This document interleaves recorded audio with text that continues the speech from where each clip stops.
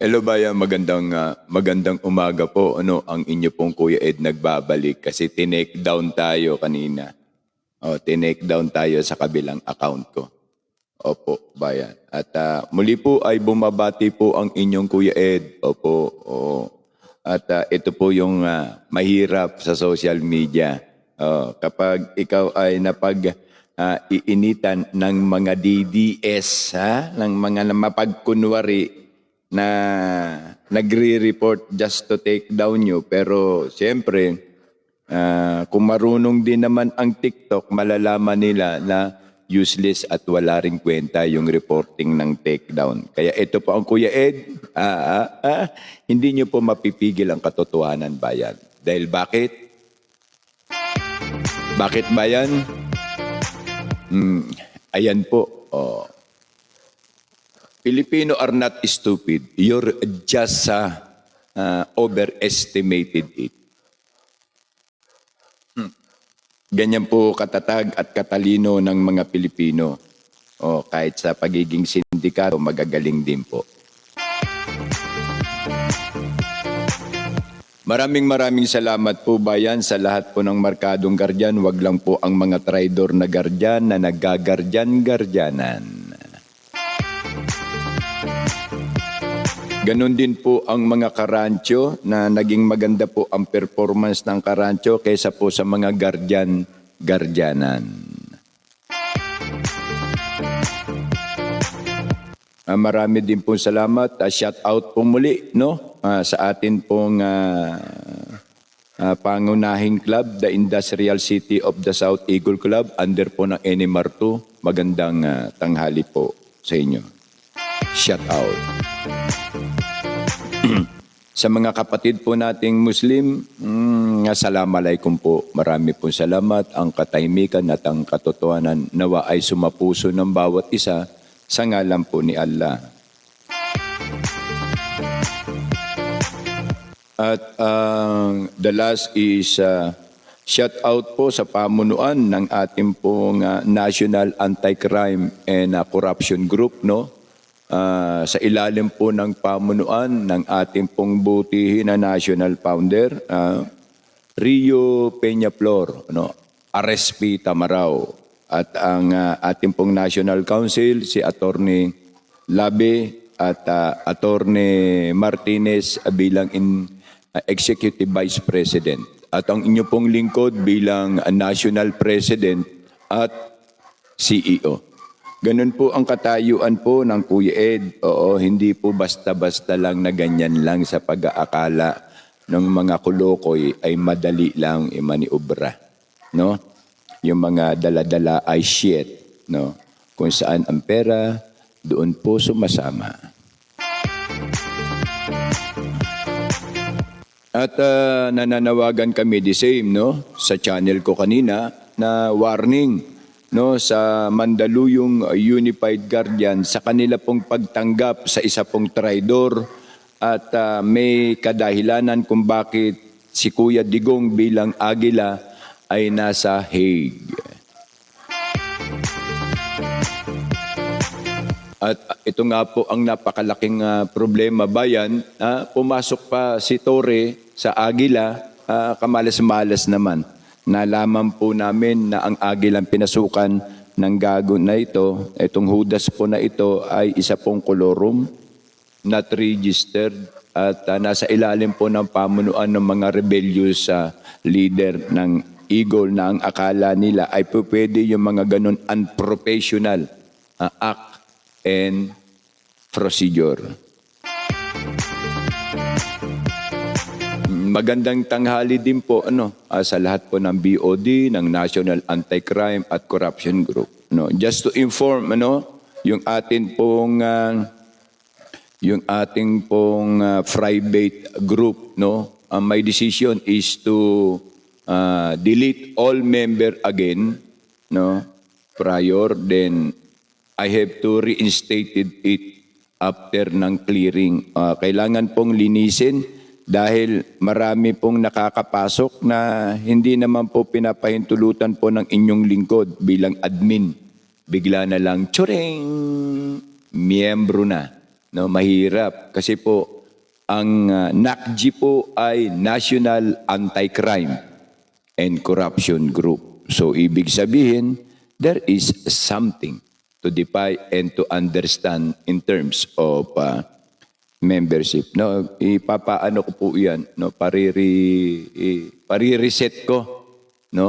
Ipari-reset ko po siya, no, para at least masala yung mga miyembro lamang talaga kasi nakita ko nakita ko, binasa ko ng maigi na andun pati yung mga DDS, yung mga dala-dala ISIT miyembro. Wow! Ibang klase. Wow! Mga pakawala, no? Yung mga kunya-kunyari. Bayan, ang Kuya Ed po ay nagpapasalamat sa inyo, no, sa mga concern. Especially now, the concerns is very legitimate, ano? Prior doon po sa status ng ating katayuan. One through the other, mahirap pong manambitan ngayon kasi nakaharap pero nakatalikod pala. At ang nakapagtataka po ay sila po ay naglalabasan ngayon ng mga turo. Nagkakanya-kanya na po sila ng turo dahil po sa hindi po nila kayang panindiganan ang mga ebidensya. No? Lalo na, isipin nyo, sabi ni Attorney Belgra, 1 year na. 1 year na nakakulong si Duterte. Pero walang kaso. At naghahanap pa sila ngayon ng ebidensya. Ang matanda, nagsasaper na po. Nagsasaper ang matanda ng hinagpis at hirap sa loob ng kulungan. Wala palang kaso. At paano na po ang tinatawag nating almost 30,000 na namatay o naging biktima laban sa drug war ni Kuya Digong Duterte. Ano yun? 4 na piraso. Kaya po kami po ay nagpapaabot sa inyo ng sistematikong kondisyon na magbabayad po ang mga tao na to na sanhi ng pagkakulong ni Rodrigo Roa Duterte o ng Kuya Digong. Maraming salamat po, Kuya Kiko. If you wanted to up, you are welcome initially. Teka ha, tignan ko, Kuya Kiko. Kasi meron na ritong, teka. Invite. Wala palang invitation, no? Hindi ako nag-i-invite. Live guest. Okay, si Kuya Kiko. Okay, Kuya Kiko. Okay, Kuya Kiko, you're in. Oo. Pasensya na kayo, na ano tayo, na drip down tayo doon sa aking account na isa. Pero still, ito po ang rason kung bakit po dalawa ang account namin, maging sa YouTube, sa Facebook, at sa TikTok. Kasi importante po sa atin ay ang talakayan at ang impormasyon. Opo. Kuya Kiko, magandang umaga sa iyo, Kuya Kiko. Magandang umaga. At sa lahat po na nasa panel, magandang umaga po. At alam ko nakasubaybay po kayo kanina. Nag-take down kasi alam niya na kapag may usok, may sunog. Kapag may sunog, may sinusunog. Ito na naman, may possibility. Kuya Kiko, sige. Effective po kayo, Kuya Ed, kaya po gusto na nadala ba? Kahit po yung mga viewers po rito, mararamdaman nila na very, very effective kayo. Kung hindi sila magalit, walang magre-report, ibig sabihin, hindi totoo ang mga words po ninyo. Correct. Oo. Kaya nga, totoo, Kuya Kiko, yung mga banat natin, kaya ala tigre, disimulado, yung mga dala-dala ay shit. Totoo po yan, Kuya Ed. Totoo po. Go ahead. Ano ang natin? Ano ang update natin, Kuya Kiko? Sige. Nagtatanong pala yung international community Okay. Kuya Kiko. Nagtatanong pala Kuya Ed yung international community, kahit yung mga foreigners from Singapore, mainland China, kahit po yung Taiwan, pati nasa Europe, Kuya Ed ba? Okay? Okay. Nagtatanong sila na bakit raw ang former president na si Rodrigo Roa Duterte inaresto, but ang alam nila sa international law, former presidents are immune. Again, I repeat, former presidents are immune dapat sa pagka-aresto. Can you explain sa mga taong bayan, pati sa mga international community natin, bakit inaresto si PRRD ngayon? He is actually by international law immune sa kaso. Ibig sabihin, there is a clear international violation, not only sa sinasabi ng media, Kuya Ed ba, na si PRRD nagkaroon ng crimes of humanity. There is a clear violation, international law, at the same time local law. What is your comment on that, Kuya Ed? Ganito po yan. Ang gusto ko pong pasalamatan ang Kuya Kiko Mori Dragon. At ang mga international natin na mga kaibigan. Defying in the situation na bakit nasa Hague si Pangulong Duterte, ay pinatotohanan naman ni Jumbic Rimulya. Base sa statement ni Jumbic Rimulya ay hindi lang siya ang may pakana nito, kundi 5 sila. Okay? 5 sila prior doon sa statement na hindi niya alam national information ang kanyang ginagawa. Siya pasikat lang, no? So, it is clear na ang nangyari po kay Duterte ay isa pong kidnapping. Kidnapping now, on which nakalagay din po yan sa impeachment reason o parte ng isang grievances attached on the impeachment para po kay Bobo M. Okay? Ito po ngayon ay may karapatan po silang sumagot kasi impeachment na po ito, na ang pagtuturing nila ay nananatiling ang impeachment ay nakalagay lamang po kay BP Sara sa halagang confidential fund na 127 million. Pasalamat nga kayo.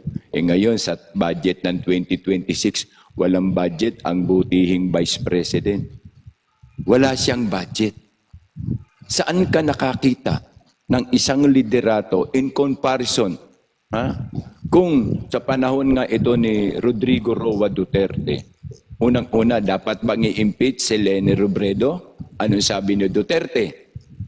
Ano ang klarong sabi ni Duterte? Hindi na yan kailangan. Bakit? Kailangan at karapatan ni Leni Robredo ang magsalita. Ika nga academically para maging pantay ang elaborasyon ng ating karapatan at kalayaan. Tama naman siya. Yes, I agree on that. Pangalawa, ang kaso ni Imelda Marcos, 7 kaso sa batasan. No? Sa batasang pambansa. Halos lahat yan, puro pagnanakaw, puro korupsyon. Anong ang sabi? Ano ang tanong ng ABS-CBN at saka GMA7 na alam naman natin na sila ay mga bayaran during the period time?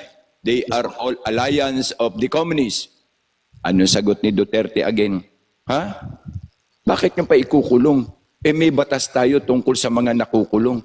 Ilang taon na si Imelda Marcos? It is 107. So hindi na sa titulado.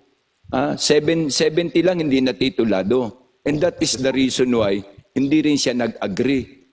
Hindi siya nag-agree na ikulong si Imelda. Ngayon, pagkatapos ng lahat ng sitwasyon, pagkatapos na si Duterte lamang ang siyang na pumayag mailibing ang kanyang ama, na si senior dictator at kawatan na Ferdinand Marcos.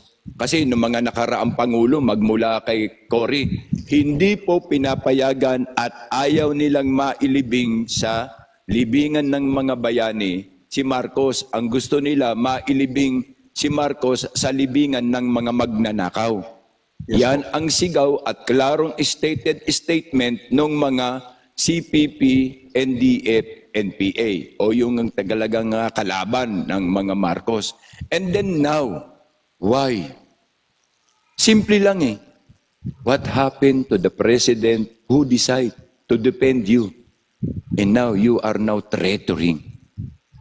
Pinagtataksilan mo at pinagtraidoran. Ang taong nagmalasakit at nakita ang iyong karapatan bilang individual na tao. Dahil nga sa ang batas ay batas. Sa inyo, ang batas, bend the law. Yan din ang isa sa mga point of impeachment or impeachment reason or grievances kung bakit i-impeach si Marcos. Sa pangalawang punto ay ang mga nawawalang pera na kahit maghapon, magdamag tayo, mag-discuss dito, hindi na po ito kayang ibalik. Yun na lang 89 billion no? Para sa pera ng PhilHealth. At yung 60 na nauna nang nakuha, compromising the promises of Ferdinand Marcos that he will return it to the people because nangangailangan, pambobola. Nasaan na ngayon yung 60 billion? Awanin ang gapula. Yes po. Sa Pangasinan kasi, Kuya Kiko, yung wala, ang gapo. Yes po. Oo, kaya ang tawag ko, ang gapula. Pula man siya. Meron pang angga dilaw. Kuya Kiko. Pasensya na Kuya Ed ito, something na ikaka-high blood nyo po, at the same time, ikaka-high blood po ng taong bayan. Okay Kuya Ed. You remember Sige. po may nagre-report sa inyo, di ba kanina Kuya Ed, di ba? Tama? Yes. CIA.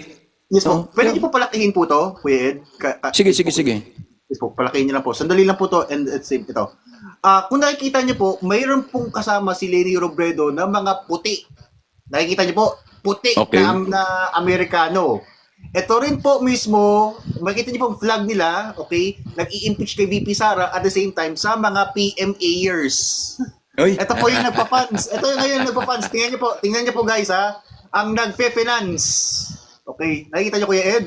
Okay. Bakit may puti na Amerikano na andyan dyan kay Leni Robredo na nagpe-finance kay VP Sara at sa mga PMAers na eto, did you see it? Kuya Ed?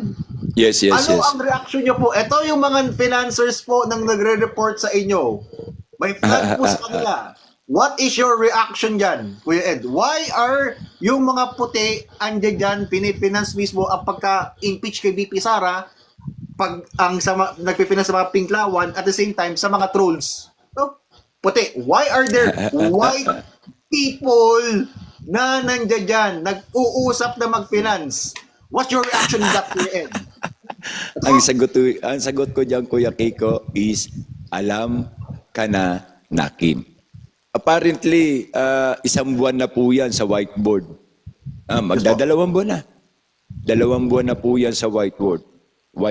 After the definitions of confirmations of reporting intelligence gathered and understanding sa national topic, lalo na yung mga national agency na nagpo-post no, at saka nagbabalita. Kaya nga po, ang sabi ko, wag po kayong manatili sa local agency news. Kailangan po lumabas kayo. Okay, ito ang kasagutan dyan. Ano? Katulad din po ng sinabi ko sa iyo, Kuya Kiko. When, ito na lang, wag na yung when, if na lang, if Ferdinand Marcos will pursue for impeachment and VP Sara will be granted as innocent at acquitted to the case. Totoo naman, acquitted yan. Kasi nga, may report na po ang COA. Ang tanong, siyempre, kailangan mag-report ngayon ni Ferdinand Marcos para ma-submit sa COA. At doon ngayon, magkakaroon na malaking problema. Sino ba ang nag-sign ng budget ng 2022? Sino ang nag-sign ng budget ng 2023, 24, 25, and this malicious budget ngayon sa 2026, ang mahal ninyong Pangulo. in act of definition subject for the issuance and submissions of what we call this a reply to the what we call a report for the COA, hindi po ito kayang ipaliwanag. Kasi bakit? Yung pera pong yan ay dala-dala ni saldi nyo. Paano ngayon gagawa kayo ng report?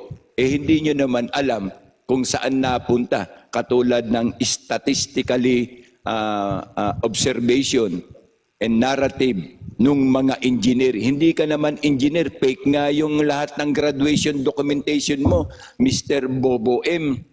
Paano mo ngayon ma-elaborate yung report mo tungkol doon sa mga pag-dispatch mo ng pera? Yung report ng pinagbigyan mo ng pera, paano? They are all done nothing. Kaya maiipit ka sa inyong ginawa ni Romualdez. Kaya comprehensively dito, ikaw ang tatamaan. Si BP Sara, malinis. Ikaw. Gagawa ka pa lang ng reporting. I-isolate mo po yung mga outgoing and incoming progress doon sa pera. Ang anong akala mo, binigyan ka na 10 piso, hindi ka magre-report tungkol sa 10 piso? Kung saan mo ginamit? You are mentally wrong. Kasi nga, hindi ka nakapag-adapt ng engineering. Lahat ng adoption mo, puro fake. Ngayon, ito na malaking problema mo. Well, it's up to you. Ang gaba, dili mo saba. Kay ang gaba, kinukuha ang lahat ng mga gumagawa ng yawa. Ito ngayon ang malaking problema. Kung maging confirm ka sa kaso ng massive corruption at ikaw ay mawala na sa posisyon, well, BP Sara will take over your position legally as per stated to the constitutions of Republic of the Philippines. Hindi nyo na naman ito pwedeng sanggain. Kasi kung ang ilalagay mo, si Ramon Ang, Ramon Ang, kung si Ramon ang ilalagay mo, ang gagawin ng taong bayan, ganito, BBN. Yan ang gagawin ng taong bayan. Kasi paglabag yan sa batas konstitusyon ng Republika ng Pilipinas, walang ibang mag-take over sa posisyon mo. Hindi yung mga OIC. Anong palagay mo sa bayan? Security agency? Di ba't hindi? Ngayon, ito ang klaro, Kuya Kiko.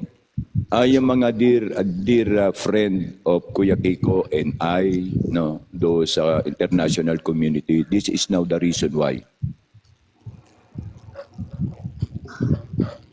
Filipino are not stupid.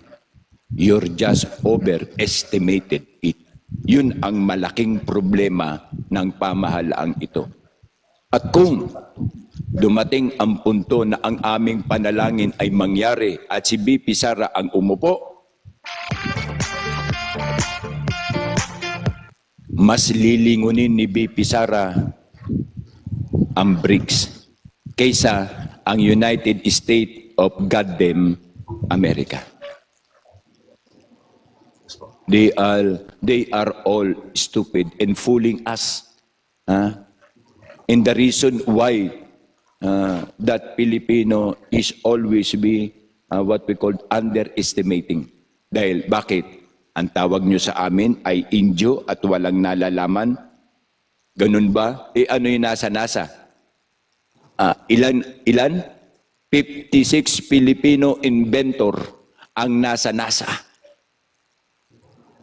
Nasa mabuting katayuan.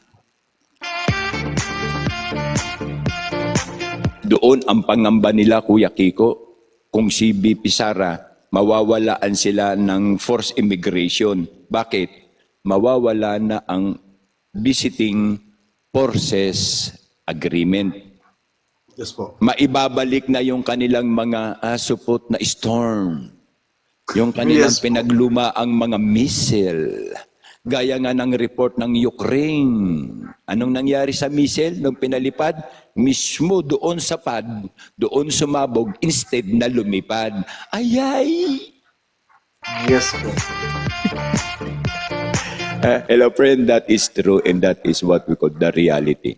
if BP Kuya Ed, Sara will sit as a president, the power of America will be turned doom and it will take down. Ang problema lang, hindi po natin alam sa BRICS kung sino. Pero nakikita namin at nararamdaman namin, ayaw talaga ng mga Duterte sa Amerika since 1895.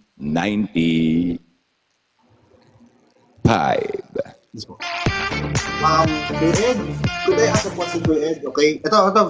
tao po rito. Ito po yung puti na nag-finance po against kay VP Sara at sa mga PMAers. Ito, mga puti. Okay? Magkatanong po. Anyway, big question po, Kuya Ed.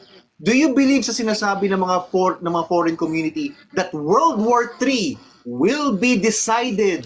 Okay? Again, I'm going to repeat it again sa mga tao na hindi nakasubaybay last time. World War III will be decided in the Philippines, not in Taiwan. It will be decided or not. What's your opinion po, Kuya Ed? It will be decided by the PMAers, by the what you called the Dutertes po, Kuya Ed, because tayo po ang may biggest military rito sa Asia, the Philippines. If sakali po na mawala po yung Amerika, there might be no World War III. Kuya Ed, what's your take on this, Kuya Ed? Is it Ang true or not? masasabi ko dyan, no, bayan, palakpakan muna natin ang katanungan ng Kuya Kiko kasi napaka-well interested. Ito yung ayaw na ayaw nilang mapakinggan. Ito yung ayaw na ayaw nung mga DDS o yung mga daladala ISIT na mapagkunwari, itong mga katanungan ito na dapat ay nasasagot. Ito ang masasabi ko sa tanong mo, Kuya Kiko. Be listen. Okay? Yes, po. To those visitors sa international community, be listen. Philippines will not decided to start the WW3. Why? Filipino are not stupid. You're just overestimated it. Sa palagay ninyo sa amin mga retired na opisyal at mga enlisted personnel ng sandatahang lakas, maliban na lamang sa 18 plus ang gago na aso.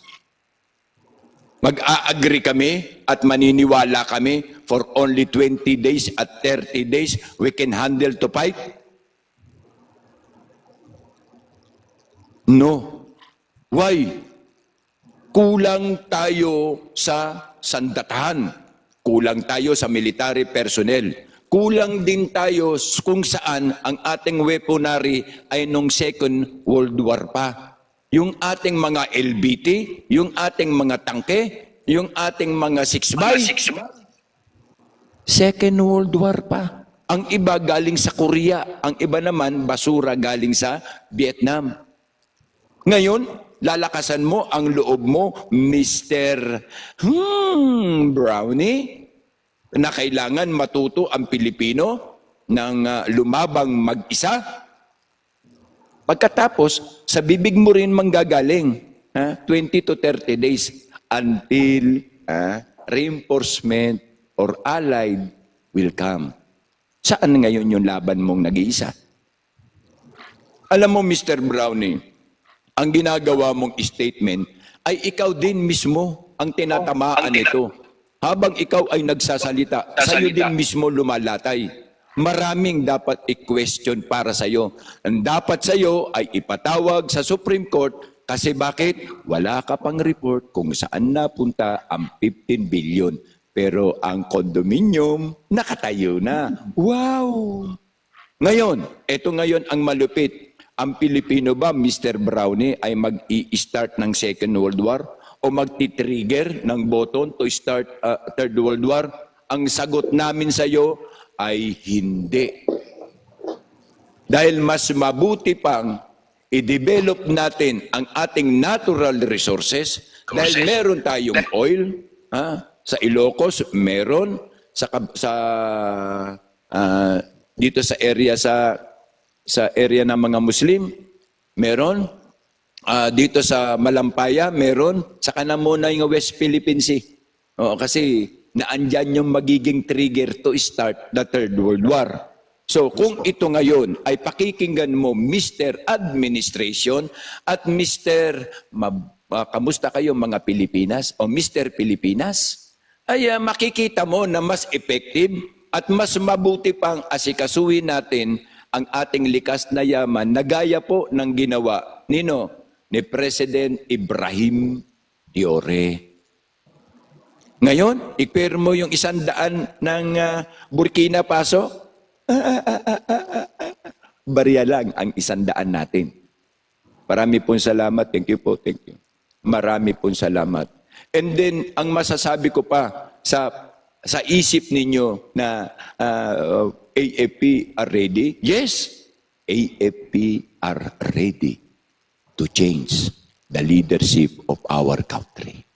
Not to take advantage for this goddamn war that be presiding and produced by the ally in a proxy war. Hindi po tayo tanga. Filipino are not stupid. You're just overestimated it. Ingat, don't ever trust the Red Indian. I have to agree. Kuya Kiko. Sige po Kuya Ed, continue lang po Kuya Ed. Oo. At base po sa mga sumusunod na datos, nagiging focus po ngayon yung sinasabi nating narrative for the impeachment ni BBM. Nakadagdag po ito ng mga ilang oras na hindi po pagtulog ng inyo pong mahal na Pangulo. Opo. Si BP Sara, naghihilik na. Thank you po, Larry. Pero kamusta na Pilipinas, mga Pilipinas, mga Pilipinas, sa tingin mo marami ang Pilipinas, only you. Bakit? Ikaw lang ngayon ang sasabog ang isipan kung paano mo ma-justify kung saan napunta ang 926 billion as part of aid by the Biden administration, stated and confirmed by the international geopolitics, Ana Malindugoy and Dr. David Ulalo. Next is yung 126 billion in terms of 25.5 ton of Philippine gold. 800 billion para po sa Maharlikapan. 500 billion para po sa DPWH Flood Control Program. At yung 500 billion sa GHOST Program. Tatapusin ko ba? Hindi na. Kasi wala kang report. Puro kayo alibay. Ngayon, yung mga pera na yan, just to inform comprehensively that the data are now allowing to list the following account of money in terms of impeachment. Diyan natin malalaman, mga Pilipinas, kung kaya mong sagutin yan. Sino magiging attorney mo? Si si Bendalo? Kuya Kiko. Kuya Ed, pasensya na po Kuya Ed. Could I ask a question po Kuya Ed? Okay. Okay. Ngayon po mga international community ang sinasabi po nila, Filipinos are very, very competitive. Even the OFWs are very competitive. Even the PMAers has the best of military mind. Okay. Philippine resources are very, very rich, Kuya Ed. Okay. Do you think, Kuya Ed, na kaya po, Kuya Ed, may mga foreigners na, let's say, ini-stop yung pag-i-invest mismo dito sa Pilipinas is because America is afraid that Philippines is a threat to the US dollar dominance. Philippines has a very, very rich natural resources. Filipinos are very smart. Philippine military, kahit sinabi ni General MacArthur, give me 100 soldiers. 1,000. 1,000 soldiers and I could win any war. Do you think America purposely support mismo yung pag-i-impeach kay VP Sara because they are afraid? Okay. Please answer yung question ko po, Kuya Ed. Okay po. Okay. Yes, totoo po yan. definitely. No? Competitive po ang Pilipinas sa Amerika. Why? Nasa atin po ang kanilang mga pangangailangan. Yan po ang totoo at yan din ang rason kung bakit inaakupahan nila o kinukuha nila ang Greenland. Ano ba meron ang Greenland? Ang tanging meron po sa Greenland ay ang natural resources na kung saan po ay ginagamit ang resources na to sa pagtayo ng o paggawa ng chips, paggawa ng cellphone, at pag-attach yung component na yon sa mga missile o mga weaponry. At plus yung advance na ginagamit nila ng mga parang alien ship, yung alien plane na bigla ring nawawala. Meron pong Amerika niyan. Nawawala. Akala mo, allied aircraft. Hindi. Meron po yan sila. Meron po silang Division 8. Meron silang Division 8 kung saan yung mga parang alien weaponry is meron. Diyan po nila kinukuha ngayon o gagamitin yung mineral ng Greenland. Ano po meron ang mineral? Malaki pong component. Pangalawa, regarding the dollar, Kuya Kiko, hindi lang po tayo ang harang sa tagumpay ng pagiging dollar. Kasi wala naman pong wala naman metal backup ang dollar. Meron ba metal backup ang dollar? Wala. Ang dollar, ang metal backup ng dollar ay Illuminati. Wala. Ngayon lang po ang backup dollar ng Illuminati to control businesses and etc. Even the country, even the poorest country, gusto nilang i-materialize or i-control. Kasi nga para doon sa one world, one order. Ang tanong, hindi lang tayo. Sagabal din sa lalamunan ng Amerika, ang Burkina Faso. Sa inyo. Okay lang yun. Normal naman. Masaya nga ako na nai-report tayo, Kuya Kiko, kasi effective tayo. Hindi katulad nila. Inabot ng alas 6 ng umaga, alas 6 na naman ng gabi, at mag-aalas 6 na naman ng kinabukasan. Ang viewer, 4, 8, at 9. Mga ang topic nila, walang kwenta. Magkinantahay na lang. Dito na lang po kayo sa amin ni Kuya Kiko. Habang interesado silang i-take down yung aming mga live, yung amin pong mga supposed to be concerned, lalo lang kaming inaantay ng publiko kung kailan kami lulutang dito sa TikTok. Alin pa? Hello. Ang Burkina Faso, Kuya Kiko. Copy. Ang Burkina Faso ay isa sa tinik sa lalamunan ng Amerika. Pangalawa ang Pilipinas. Kuya Kiko. Yan. Because of the dollar backup. Wala po. Samantalang po ang Burkina Faso o ang Africa sa ilalim po ng pamumuno ni Ibrahim Traoré. Ibang klase ang backup ng kanilang dollar, ng kanilang pera. Meron ng ginto, meron ng diamond, meron ng component na gagamitin para sa cellphone. Meron pa silang tinatawag na oil. 4 ang backup ng kanilang pera. Napakahalaga at napakamahal. Ngayon, kaya ba nila? Patayin nila si Burkina Faso para maka-entry sila. Ang problema, the people. Basta ang pinag-usapan ay the people is always being concerned. Through the concern for national, hindi po ninyo kaya itong linlangin. Katulad po ng Pilipinas. And I adapted. Filipino are not stupid. You're just overestimated it. Yan po ang nakakatakot na katotohanan. Dahil ng 1526 ay may sarili na pong gobyerno ang ating bayan. Meron na po tayong sariling talakayan tungkol sa mga industrial, tungkol sa mga businesses. Meron po tayo. Tayo po ang sentro ng kalakalan ng ginto. Yan po ang totoo. Dangan nga lang, ilang beses na isulat ng pabalik-balik ang history ng Pilipinas hanggang sa ito ay unti-unti nang nakakalimutan. At ang sikat ngayon na historya ng Pilipinas ay ang BOBOM Administration History. Nasa World of Genius record na tayo. The only family that lead a country with the biggest corruption. Marcos And Marcos. And Marcos. Meron pa bang dudugtong diyan? Napakaswerte nyo na kung meron pang susunod. Ito, kahit ano pang gawin ni Amy Marcos, Marcos pa rin yan.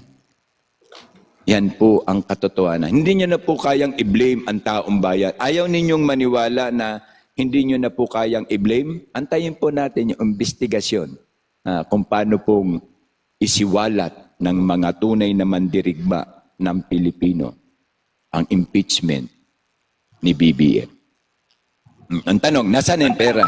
Siyempre, awanin na, wala na, ang gapula na. Nasaan? Putang na, pinirmahan mo pa lang, wala na eh. Ang 2026 national budget. Nasaan na? O kaya ang idepensa ni idepensa ni Tulpo, ni Lacson, at saka ni Recto. Oo. Kaya kanilang idepensa. Siya na ba yan ang magkapatid? Kayang-kaya kang idepensa. Wait lang po, babalik na po ako kay Ed. May importante. Babalik na po ako kay Ed Okay, wait lang po. Okay, sige. Mamay tumatawag sa akin. Sino Okay, sige ba yun? Yan po ang Kuya Kiko. Okay po, yan po ang Kuya Kiko natin. Si Kuya Kiko Mori. Okay? At kumuha po tayo ng ilang punto po dito sa atin pong talakayan. No? Ang oras po ay alas 11:11 oras kasalukuyan. Okay? At yan nga po ang isa sa mga...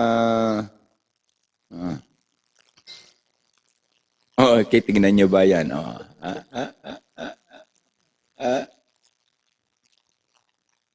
Sabi ni Torilla, wala daw siyang komento tungkol sa pagpasok na pre-entry, ha? Pre-entry ng mga Chinese. No, pre-entry. Yun po ang mabigat diyan, pre-entry. Wow! May mga gusto, 16 ang gustong umakyat, pero sorry. Wag na kayong mag-try. At ito po ba yan ay isa po, ano? Ito pa ang isa.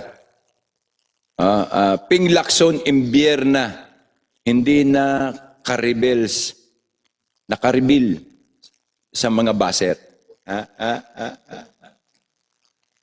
Opo, malakas po kasi yung aking backup na ano. Yan po ang isa. No? Ito po ay naghihimutok po si Lacson, si Lukring. Sabi niya, shut the fuck up. Sabi nga, Ping Imbierna, hindi nakaribil sa mga baser. Hindi maitago ni Senador Ping Lacson ang kanyang pagkainis sa mga patuloy na bumabatikos sa kanya at sa Senate Blue Ribbon Committee kaugnay sa mga investigasyon na umano'y maanumalyang floodway control project. Problema mo yan. Kayo ang pumasok dyan eh. Kayo ang bumulong sa mahiwagang hari nyo na kayo ang manguna sa Blue Ribbon. Ngayon, wala kayong maipakulong. Di ba? Wala kayong makita na malalaking isda na sinasabi ng Pangulo nyo na ikukulong na before Christmas. Ano nangyari? Di ba? Kwento lang yun. Another scenario. So bayan, kung ang sitwasyon po natin ay bagay lang na ang sitwasyon po natin ay ganito, kami po ay nananawagan sa inyo. Seryosohin po natin ang sitwasyon. Ito po ang katayuan ng sandata. Alog na alog. Dahil po sa mga pangyayaring panggigipit sa mga retiradong general. Dahil na sa partikular na pakulo ng iilan. Tandaan niyo po ang aking pong sinasabi sa inyo. Buhay ang puhunan, dangal para sa kalayaan, na dinungisan ng iilan. Hindi po yan nakakalimutan ng mga sundalo. Active man, hindi man active o retire. Kasi po, yan po ay bumabaon sa amin pong puso at damdamin. Okay? At isang bagay lang po ang gusto naming ipabatid sa inyo. Filipino are not stupid. You're just overestimated it. Ito po ay mga warning, no? Babala sa sino man. Kahit na kayo ang nasa posisyon ngayon, at gaya nga na sinasabi natin, kayo ang may kapangyarihan. Pero matatapos din ang inyong mga kaligayahan. Sa lahat naman po ng mga mapagkunwari, no, na hindi kayang tanggapin ang katotohanan na mas effective kami sa larangan, sa impormasyon, ay ginagawa ninyong bagay. Sinusupil ninyo ang karapatan. Tandaan nyo, hindi po ako vlogger.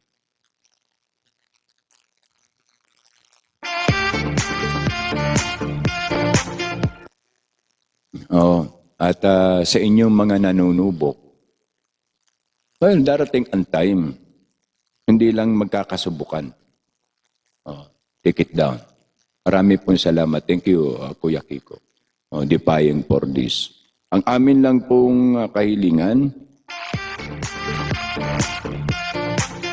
magbantay po tayo, bayan, loob at labas ng ating pong bansa. Dapat po ninyong malaman ang ating pong katayuan. Dahil one day magugulat na lamang po kayo sa mga balang nagliliparan. Thank you, Kuya Kiko. Thank you. At definitely, ito sana ay dapat na maiwasan kung atin po itong pagkakaisahan.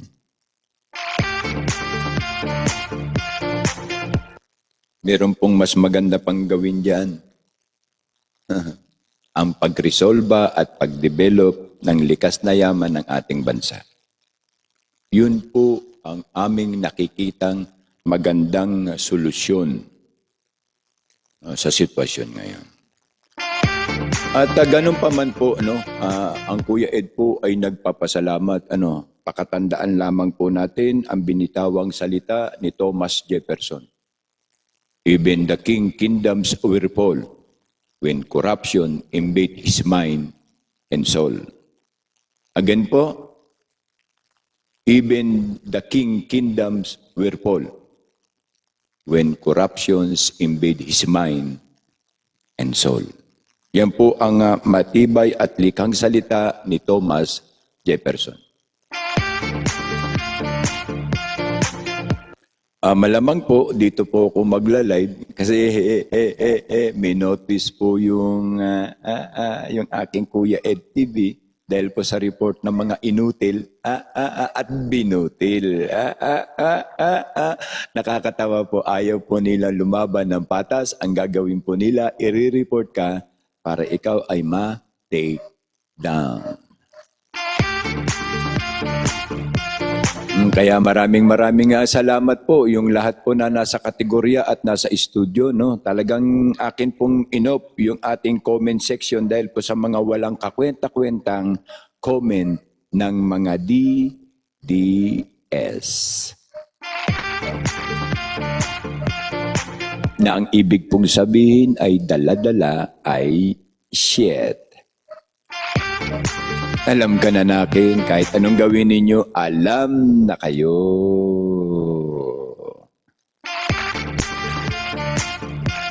Kaya palakpakan po natin sila, palakpakan. Marami pong salamat sa aming pong taga-subaybay at magkita po tayo on another day, bukas, sa ganyan. Even mamayang hapon po, inaantay ko lamang po yung mga update ng mga report po sa Ibayong Dagat at mismong update na rin po sa report dito sa malaking problema na laganap na po sa ating bayan. At maraming salamat din po sa inyong pag-stay no? At sa inyo pong mga gift. Thank you very much po. Maraming salamat po at nakikita po namin na kahit ganun po ang nangyari, ay mahalaga sa inyo ang tunay na impormasyon. Hindi po yung gawa lang nila.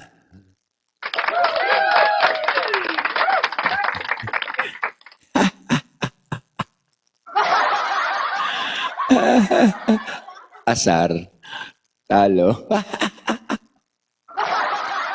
Ay, nako. Oo, sige lang. Baybayin mo yung sarili mong pagbabaybay. Babaybayin ko ang sarili kong pagbabaybay kasi wala akong pakialam kung ano ang inyong pagbabaybay. Oh. Hindi po apektado si Kuya Ed sa inyo pong mga paninira at mga sinasabi. Dahil alam po ng sambayanan kung sino ang totoo o hindi. Kung sino ang DDS sa DDS.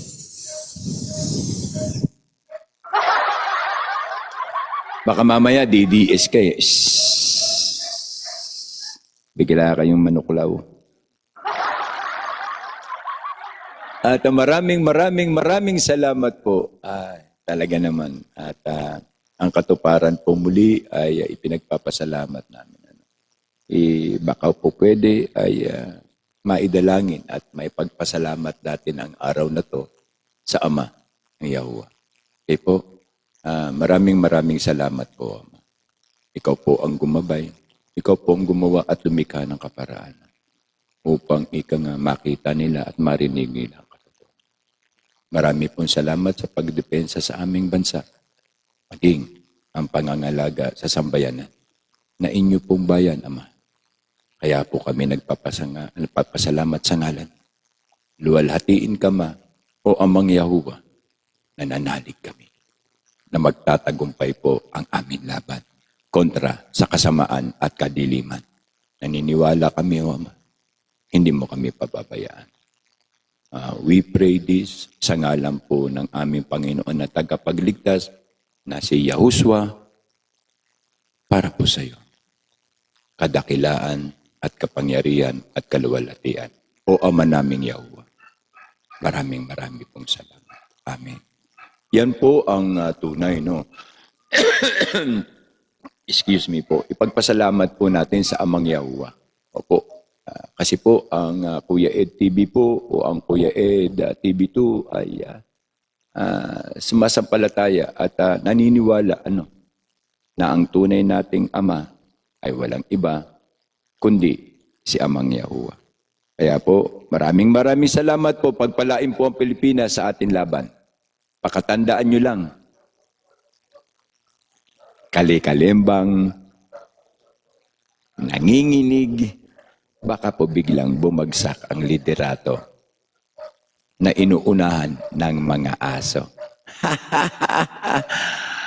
Aware. Maraming salamat po. Thank you very much. Ang Kuya Ed TV po, continuation lang nung kanilang pinail down kanina na Kuya Ed TV. Thank you very much po.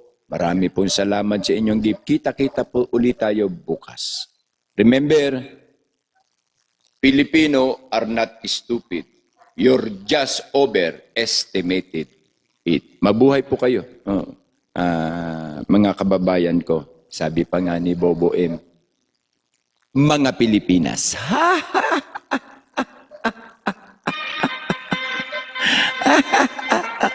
Ano ka mo? Mga Pilipinas. Nakakahiya. Doon ka pa nagkakalat. Putang na Pangulong nagkakalat. Thank you po. Thank you. God bless. Thank you.